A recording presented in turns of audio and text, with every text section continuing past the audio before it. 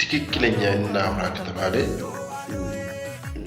በስርዓቱ ማለት በቁም ነገር እናውራ ከተባለ ድሬዳዋ ብቻ አይደለችም።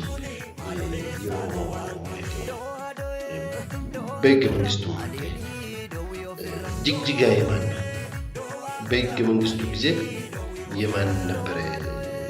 ሕገ መንግስት ሲሰረቀ ጊዜ 87 ጅግጅጋ የኦሮሞ መሬት አልነበረችም። እስከ ደጋብር እንዲተው ደጋመዶ በባለ በኩል ማለት የማን ነበር?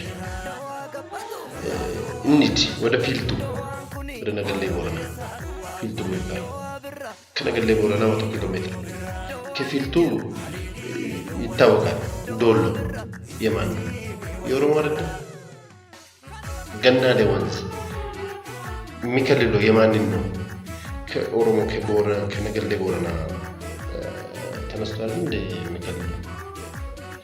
ለምንድን ነው ሶማሌዎች እኮ ምንም በጣም የተበረታችሁት እናውቃለን። ይሄ ጅግጅጋ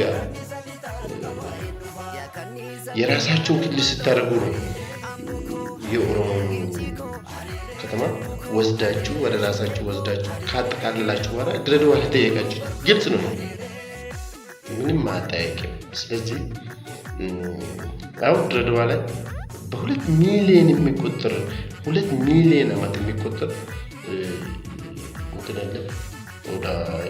ስለዚህ ይህንን